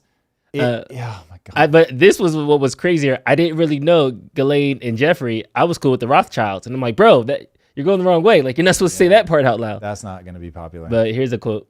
She stated that President Clinton was her friend, not Epstein's friend. Is that accurate? I'd say that it was accurate to say that I felt closer to her than to him. And for the record, why was that? Because I had seen her more, and because she was very good friends with Evelyn Rothschild and his wife Lynn, whom I knew and was in regular touch with. She stated that the web of power, man. The web of power is really discomforting. It's very weird and it's very real, but there really is just something about the people that you spend time in the room with, you're going to do deals with. They're going to be the people that you think about, and the amount of power that's in that is crazy. And I forget which one of the Rothschilds it was that said, listen, politics are the seat of power. And if you because he, was it Nathaniel that scattered his kids? But one of them scattered his kids to 5 different countries to start banks. It's really brilliant. And this is where I wish people would stop with the Israel brain rot and just be like, even if you want to just focus on the Rothschild, they ran a brilliant strategy. Brilliant. And diversify your risk by being in different regions. So if one of the regions is collapsing, then your brothers can help you out. And they did exactly that. Absolutely brilliant. And one of them was like, hey, we really need to have relationships with politicians as like a matter of family principle. And so they then would insert themselves into political spheres. In fact, the one that generated the first wealth and got them out of the ghetto did so because he was like an art collector or rare coin collector or something for one of the people in the royal court. Mm-hmm. I forget the names, but it was like, oh shit, like that's really interesting. So he learns very early on, like, because I have this one client that has all this money and I can do this incredible thing for him, I'm able to generate all this wealth for the family. And so that's how it ends up starting. He pulls them all out of the ghetto. That ends up becoming the Rothschild banking fortune. And so, getting people, even if all you're doing is instead of like having it be like this switch that trips in your brain every time you hear the word Rothschild, there's nothing mystical happening. So these are people that have like a set of rules about how they engage with the world that we see playing out now, like with funding the protests and all that stuff. It's people that understand, okay, this is how I'm going to leverage my money to do this thing, and map those webs of power, understand how they work. It can obviously become incredibly toxic, and then you want to make sure that it's drug out into the light of day. Everybody sees exactly what this is, so that we can stop being manipulated by it. But to understand its power, I mean, I think about this a lot as a business guy. One of my big weaknesses as an entrepreneur is I just don't have the impulse to network. I mean, nobody knows that better than you, my long-suffering producer. I tried to cancel the trip to the UK. You shot that down. And so it literally, and I think you will vouch for me, and I'm not, this isn't a point of pride. It just, so it creates a weakness in that I don't network with other people, and therefore, when I like am trying to do something that requires a big network, I'm like, I just can't do it. So that's why I have to run a media company, because I'm not going to be able to get somebody to let me on their show. I've got to have my own show. I just don't keep friends with people like that. But it protects me from, like, you're not going to see my name in the Epstein files because I'm just not fucking connected to anybody. So it's like good and bad. Anyway, I have this unending obsession with getting people to look at all the evil, horrific shit as just more simple, easy to track, rather than thinking there's, you know, like deep conspiracy and we're summoning Sumerian demons and shit like that. Like, what the fuck? Like, make contact with the simplicity of these guys just hang out with each other and they do fucking shit that you would hate. And so pay attention to how these guys hang out together. They'll send a messenger forward, but it really represents like all these guys in a room talking. So just figure out who's connected to who, what are the likely economic motivations that they have. It becomes far easier to understand what's going on. One thing we can all understand is the look on this guy's face when he was looking at that picture. This is hilarious. We have all been there. When you find, you know, that picture in the back of your cabinet or something. Look at this. You scroll her Instagram up. She fucking takes it away. He still reaches for it. Look. Does he not know he's on camera? She had that good Bro. Bro. He didn't even turn the page. Jesus He just looked at his Christ. finger. He didn't even turn the page. What is he thinking? She even has like a wry little smile. She knows that she's you got the play-by-play? shaking her head. She's like, she's already back at the partners meeting going like, this fucking guy. Like, even though he knows, we talked ahead of time about what the fucking signals would be if I ever nudge you, kick you under the table, pull my earlobe, or fucking grab something out of your hands. For the love of fucking God, will you please just let it go? He couldn't. Bro, what was in that image? Like, he was, put that man in an fMRI machine the next time that you like are doing this so we can see what is happening in his brain. That was fucking wild. Wild. Is that worse than this? Is it worse? Which one would you rather be? If you answer more than 10 words in the next question, I'm going to effing kill you. Or Bill Clinton getting caught licking his lips at old pictures? I think far more is revealed by the lawyer telling him that he'll fucking kill him. He obviously doesn't mean that, but to be that aggressive, that means that you know that he knows things that he's going to get himself in trouble by talking about. And you're really trying to shut that down. Now, if they had said to him like calmly before, you know, like if you put your hand over the mic and you're like, listen, keep your answers succinct, that's just good advice. Yeah. Because you're likely to say something that can be used against you, especially out of context. But if that's the first time that he said something, then that's like, ooh, buddy, that means that we talked about this beforehand and you're going off script. And that means that we all know there's a thing that there's a script. Yeah. So nice. Not super good. But look, because you can spin, and who knows what's really true, but you can spin the Clinton thing that like the smile is they're trying to trap me with this. Like, this is ridiculous. Because he does start to say something to that effect before he ends up getting cut off. And so I don't know if that's anyway, that one's easy to tell a story around. Whether it's a lie or not, it's irrelevant. But it doesn't matter. The clip looks so bad out of context that he just looks like a fucking impossible pervert, to be really blank. All right. Super chats. Super chat time. All right. First one's from LeBlanc, 2077. Good morning, everyone, and remember to have a beautiful day. Thank you, sir. We need Very that positivity. The world's on fire. Thank you, LeBlanc. Thank you for doing Can that. always count on my mans. Next up is Dan Clark, Controller Wipes, says, Tom, given that you like 50 Cent, you should check this song out. It's about all the crazy conspiracies, Pizzagate, Epstein files, etc. It's called Raw Thoughts 7 by Chris Webby. Raw Thoughts 7. All right. Send me a Slack message. I'll check it out. A guy 256 says Susan Kokinda has highlighted the City of London theory quite extensively since the 70s. She's worth checking out. Promethean action? Yeah. I think that's what they're called. Something like that. Yes. Yeah, so I'm well aware of her work, but I've also tried to like really source the core logic, and I find it wanting a bit. So she's on my radar, but I think there's some weaknesses to the arguments. The Mandrake mechanism says the administration is inside the OODA loop of U.S. enemies, both foreign and domestic provocateurs. This includes foreign allies with their own country agendas and incentives. It's a small team moving at AI strategy speed. Very interesting. I'll have to look at that for sure. Next up, Patrick Wrightson, 2072, says pretty high conviction on this. The new alliance, at least the leadership of the 21st century, is going to be United States, Israel, Argentina, Japan, Ukraine, and possibly Germany. That last one is contingent on many factors. There's definitely going to be Middle East in there for sure. They control way too much capital. Way too much capital. Unless is there some validity that Israel wants to take over the entire region? Yes. There are hardliners. Mike Huckabee said out loud that it's okay if Israel takes the whole region. That is the wildest shit ever. In fact, anybody, the next time I say that I'm downplaying religion, remind me of the fucking Mike Huckabee clip. That shit is wild. So, yes. So to that point is because I'm thinking, when I think of Israel, I think of by proxy, Saudi Arabia, Dubai, like all those people kind of get in line behind Israel.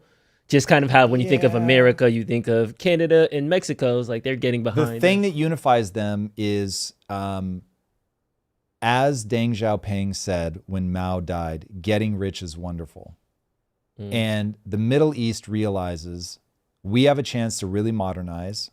We've already made life for some of our citizens. And remember, citizen is doing a lot of work here. Yeah. But we've made life wonderful for a lot of our citizens. And if we can continue to extend that and keep, rule in our own sort of royal way, because life is just too good and they don't want to uprise because, well, you've made life awesome for us. So why would we want to do that?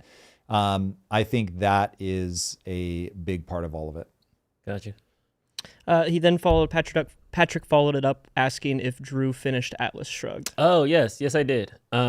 Next up is Brave New World, but I have 2 books in front of me before I could get to it. So I'm so curious. Every what are the 2 books? I just finished a devotion. I have like 2 more books, 2 more days left of that, and then my airplane book is a James Sexton book, How to Stay in Love. Oh, yeah.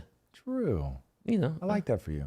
I feel like I'm in my single season, so let me just be educated. Let me do some homework while I'm in the single season. All right. I respect that. Yeah, there it is. Smart. There it is. And Patrick, we love you right back. Yeah. Shout out to Patrick. I haven't seen you in a while in the chat, man. Nice to see you. LeBlanc 2077 is back. I think you're both overthinking it. The difference why China can build rail easily is that when the Chinese government said build, everyone says yes, and when the U.S. government says build, people say grease palms also good morning. That's the problem. That's what I'm talking about, LeBlanc. That's the problem. Yeah, if you race all the way to the finish line and just read the ticker tape, yes. If you want to know what happened during the race, I think there's a lot more to it than that. But he's not wrong about the final analysis. Hello Blind World says, my understanding of the Great Leap Forward was poor management of resources and the redistribution of land to people that did not know how to farm at an industrial scale. Better half starve and half live well. Is this a must? Well, you have to look, I think, a lot closer at what actually happened. So you've got a guy that worries that he's losing power. He's starving people to death. He's losing the will of the people. And so he decides he's going to basically destroy all of Chinese culture, hijack the kids. I think it was Lenin that said, if you let me raise a single generation, there's literally nothing I can't do. And so Mao was running that playbook. Mao was a student of Lenin. And so he understood exactly what he was doing and was like, I have to alienate the kids and the parents, take over the kids. And so he literally had middle school students beating their teachers to death. It's fucking crazy. And tried everything he could to erase all of Chinese's historical culture, to get people to let go of all things in the past. Movements like this, because it's all about getting equal outcomes, you end up killing the good farmers. And so one famous story was, think about how big China is. So the climates are very different across different parts of China in the same way that the climates are very different across the US. And he said, everybody's going to plant the same crop at the same time. And anybody that said, well, hold on, that's not how things work, he just killed them. And so when you do that, you starve your people to death because you plant the crops and they don't work. And so they did the same thing in Russia. So the one book that I just could not read at night is called The Red Famine. And I've told the story so many times, Drew trolls me for it, but that's the one where I woke up. So the book was playing and I wake up to the story of the woman eating her own 7-year-old daughter. And I was just like, fuck, I can't do this, man. I can't do this. Not at night. Like, this is too much. But it started the same. So they had this concept of the kulaks. Yeah. And the kulaks were basically the farmers that had more than the next farmer. And so all the farmers that didn't have as much went and killed them because they thought that they had done something bad to hoard that. And the answer is they're smarter and better than you. And nobody wants to face that.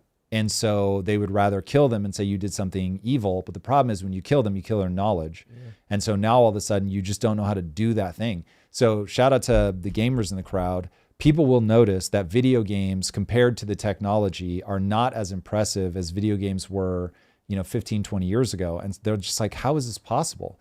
And the answer is because so many people just exited games and went in to do something else that you've lost a lot of that institutional knowledge. And that is only accelerating as the industry continues to move in a very strange direction. And so that talent's just gone. Is it one of those things that because of the Great Leap Forward, that's what causes China to be so obedient to government? No, so Like it's a 3-beat thing. So beat number 1 is all the warring warlords previous to China's civil war that Mao gets everybody together. So a lot of people died during that. And people are like, ooh, I don't like this. Then 45 plus million people get starved to death. And they're like, this is really terrible. Then we've got the Great Leap Forward where you basically go, I have so fucked up the adults, they're never going to be on my team. So now I've got to get the youth to go against them and try to forget the history. And so he does that. It's like his one last play to maintain power a little bit longer. And then when Deng comes into power, he's like, listen, I'm going to let you get rich. Calm the fuck down. I have to shoot a few of you guys because you're getting real fucking uppity. But like, understand this is a different era. And so people are like, yeah, it's better to chill the fuck out. Gotcha. Next up is Big Digglers. Appreciate Tom's moderation, but the U.S. is running irreconcilable beliefs. Nietzsche's Last Men versus Superman / Rudyard Lynch's moderation serves evolution, but not social evolution. Revolution is the medicine needed to purge last men and their beliefs. Social revolution here in the sense... Oh, yeah, that was an addition he made about the social revolution specifically. So that's rough. Now, the bad news is history's on his side. So it's hard to argue that, but it doesn't always end in revolution. And so you will forgive me if I hold out hope that America doesn't end in revolution, because remember, the only reason revolutions work is because people end up in so much pain and so much suffering that they finally just say, yeah, I accept the complete destruction of the institutions, the complete destruction of the economy. And yeah, we're just all going to let it go and start at zero. So it is the nuclear option. It is not like a nice, positive, we all hold hands and march forward. Remember that the French Revolution gave birth to Napoleon, who then wiped out millions of people all across Europe because once people start killing, they just want to keep killing. It's pretty fascinating. It's horrifying, but fascinating. Andrea 2798 says, if we squeeze China's oil supply, what's the over/under they will squeeze the rare earth minerals so we can't make the tech for our military? There's reports we are nearing depletion now. Yeah. So this is one of those potential things that accelerates us. If we alienate China so much that they have incentive to cut us off from rare earth mineral, the actual production of it, not so much the mining, then we would be in real trouble. This is why it is a mad scramble to get all of that in place here in the US while only fighting China via proxy battles. This is why you don't hear the government talking a lot about China. That's why a move that, in my opinion, is clearly largely about China is being played out in Iran right now, and they're only talking about nuclear weapons. That's why Venezuela, we're not talking about China. We're talking about Venezuela and just trying to get a government in place that respects the investments that we had made into the oil industry ages ago and that isn't sending drugs into the US, right? We're never going to say the direct thing about China. We're going to hear how much Trump gets along with Xi, how much he respects Xi, et cetera, et cetera. And this is good. We want this, even though it's a blatant lie to all of our faces. Honestly, we want it. This is a game of politics. You want to keep this from being open conflict as long as you can. This is reason number 462 why I do not want to be a politician. My strategy is just say the real thing. It's not a great strategy in a lot of circumstances, but boy, does it feel better to me. So this one, we want the obfuscation, because if you get into open warfare with China, you could run into that situation where they do cut us off entirely. And now this is like both of us. If you've seen that, it's not technically UFC, but where they stand off from each other and they just slap the shit out of each other and you just have to let them slap you. That's like the kind of economic warfare that we would get into. It would not be pretty. Neither side wants it because we can each hurt the other side tremendously. But it's, yeah, nobody wins in that. So the US and China will keep it Cold War as long as they can. MRTKO1 says, our short-term transition to self-employment was so emotionally and financially taxing. Most are too terrified to transition because they won't consider the mid to long term and never start. They hope someone else will come to save them. Yes, that's all very true. So there's no doubt about the fact that whenever you get a transition like this, so talking specifically about the AI transition, you lose a generation, sometimes two, to the transition, and history just doesn't care. It's one of the most brutal things where the history books are all going to look back at what a boon AI was and how amazing and incredible. But the reality is you will lose 1 to 2 generations of people that are already trained, they're already committed down their path, and they will only slide deeper into despair as the world moves beyond them. It is a cruel twist of the way that the human mind works. This is why your childhood is so important. You solidify in these really important ways, not the least of which is education, as you go into your mid-20s. And so sort of past like your mid to late 20s, it's going to be pretty tough for people to change direction. You get past your mid-30s and it's effectively game over. So I would encourage you guys to be in the small number of people that really can make that change. This is exactly why we've shifted our focus at Impact Theory University over to what we call zero to founder. So people that are realizing they either have to become the best employee at their company, leveraging AI, or they're going to become a solopreneur, start their own company, and basically sell their services to other companies. And so you're not necessarily doing a new thing, but you're doing that thing outside of a company, which is probably downsizing due to the efficiencies of AI. And if you have those efficiencies of AI yourself, you can build something pretty cool. But that window is, narrowing rapidly. So by the way, anybody interested, we do have a free masterclass on how to do exactly that this Thursday. I think, is it 2 p.m.? 2 p.m.? 1 p.m. 1 p.m. PST. Thank you. 1 p.m. Pacific time tomorrow. So if that's been on your mind at all, be sure to join us. It's free. The Sanchez Craft 3005 says, Tom, 1, I know you've focused all your effort to the startups, but do you still have the mentorship style thing for larger businesses? And 2, do you have AI advice for a small team of physical service business doing 1 million plus? Yes, I have all kinds of advice. We do some advisory if it's inbound. Where we're not spending our time anymore is trying to market to those people. It's just way too schizophrenic, and there's not as, I think, much cultural need for it right now. If the right person came along, sure, we would do it. We've got the program set up already, but in terms of like my spiritual quest, is definitely aimed at people that I think are have a huge opportunity with AI. But in terms of advice, it is how much can you increase your efficiencies with AI. That's going to be huge. That will lower your cost basis. Always focus on a very simple set of facts. One, that people pay for outcomes. They don't pay for products. So what problem are you solving? Being relentlessly clear on how every dollar is being spent so that you're being capital efficient. That's incredibly important. Trying to map out where AI is going so that you can meet it there, so that you don't get blindsided by the way that the world is changing. To give more, and then one last thing I'll say that's general and applies to everybody. Make sure you build a financial model of your company. There's nothing mystical about business at all.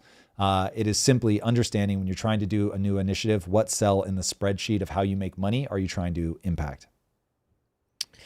Lastly, Big Diggler says, would argue you need enough revolution to break the enchantment of the last men. Doubt this can be evolved out of.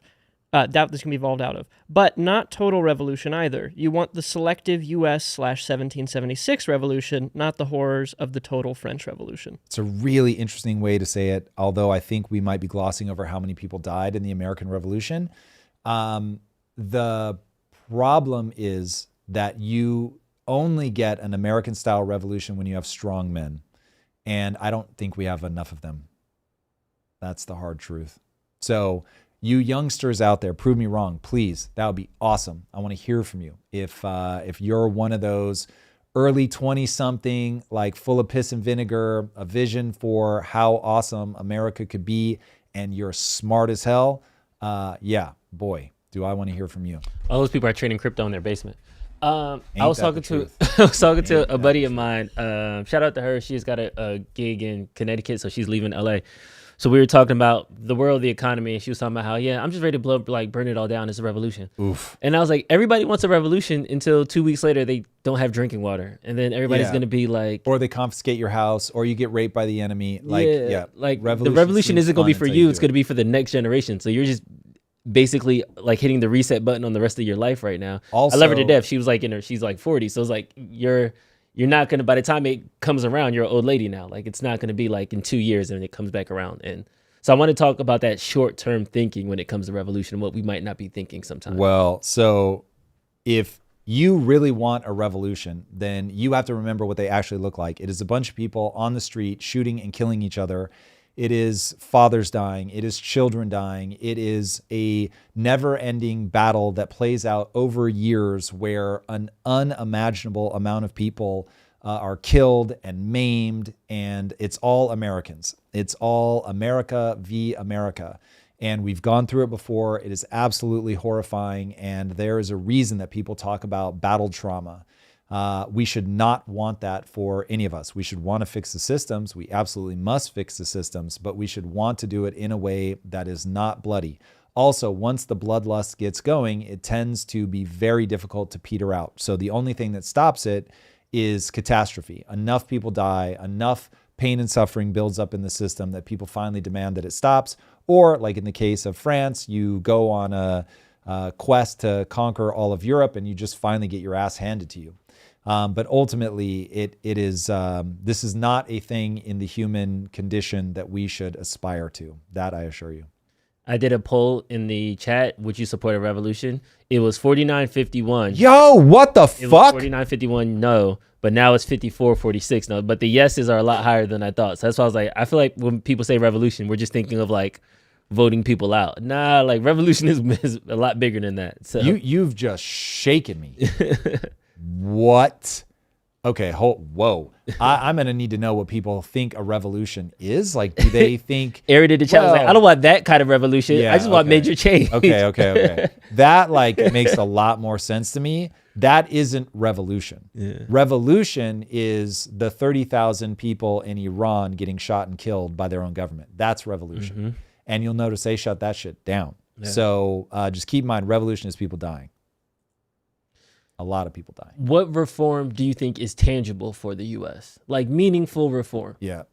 Well, so, oh God, okay. Meaningful reform would look like this. You start with economics, age of information. Kids are now going to grow up with AI. They're going to understand how this works. A subset of them, it won't be everybody, but they'll actually understand how we get a K-shaped economy, what it is. They'll realize, it doesn't have to be this way. They'll use cause and effect to identify exactly what you have to break. and the thing you have to break is effectively either you can have a central government, but there are rules in place that don't allow you to deficit spend or not much. And once they start insisting on electing politicians that do that, you can get somewhere. But I think we have a cultural problem. And so the way that I actually think that this all plays out is we will need 20 to 30 years of unimaginable pain and suffering, either economically or actual bloodshed, before people go, oh, got it. Like we can want everybody to have equal outcomes, but it's just never going to work. And so now it's got to be a meritocracy. And now we got to like suck this shit up and like really realize no one's coming to save us. We have to fix things structurally. We have to expect people to be disciplined, that free things are for a very small subset of people, that we all agree, first of all, they have to be means tested, and that they are, they meet some sort of qualification that we all feel like, okay, we're going to give some of that to. We have to educate our young. We have to focus on making them incredibly powerful. We have to understand that the cheesy ass song, "The Children Are Our Future," is the truest thing in the world. And so take care of your kids, make sure that they are set up for success. Stop stealing from the working class and middle class through inflation. Understand that inflation is a theft, whatever. It's a set of things I could lay out in a 5-minute speech. The AI with the kids thing, I get. That's structurally we can implement that. How do we implement a new mindset, a new belief? Pain and suffering. One of two things is true. Either this podcast becomes like the Bill and Ted's Excellent Adventure album that changes the world, because we just talk about cause and effect all day, and people finally realize, oh, they were right got the it. whole time. Like, this is physics. Understood. Cool. I'm on board. I wish I could remember, what was the name? The Wild Stallions? Is that what they were called? I think so. I forget the name of the album that changed the world, but may the Tom Bilyeu Show become that podcast that has that effect. Either that happens or people suffer and they get to the point where China takes over or the Middle East takes over. We become Argentina. We spend 100 years as an economic backwater telling our kids stories about it used to be dope here. And we watch other places just completely eat our lunch. And then a subset of people will ultimately rise up, but that's 100 years is cold comfort. The other option is America wins the AI race, and AI allows us to become the Wall-E nation of morbidly obese people in the little chairs that drive us around that we always wanted to become. And the bots take care of us, and they take care of any nation that would try to come and take over. And that's it. I mean, that's maybe all. There's a war going on right now. No, it's okay. Just keep eating your Twinkies. We got it. What are the explosions in the sky? Don't worry about it. It's okay. Just enjoy your wheelchair.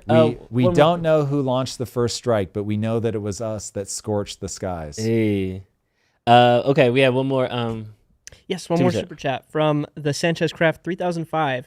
Where can I sign up? I'm so hungry to learn. Done this completely bootstrapped, just learning from YouTube. We have insane potential in our market. Only 3 years in business and didn't know anything, hint at all, before starting. Wow, that's incredible. So first of all, I hope people take a ton of inspiration from that.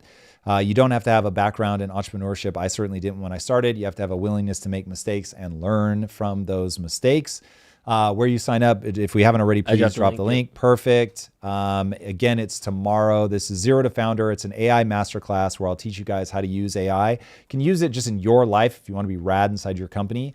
But the course is specifically geared towards people that want to start their company. That's tomorrow, Thursday, March 5th at 1 p.m. Pacific time. It is free.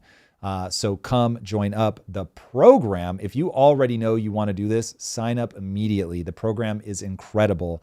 We're having some really awesome wins coming out of it for people. This is the most disruptive time in human history, period, end of story, bar none. And so I will show you how to use business principles that I've used to make myself fantastically wealthy, to generate billions of dollars in sales. Remember, I did not start as a YouTuber. I was in the entrepreneurship game for a long time before I came in front of a camera. And then I'm deploying AI as fast as I can. So I'm a practitioner of AI. So yeah, I hope that you guys will join me as this is your moment. You must master AI or you're going to be in trouble. Cool. Any other super chats? Nope. That's it for All right, everybody. That's it for today. Thank you guys for being here. You guys are amazing, and we will see you all on Friday. Same bat time, same bat channel. Peace.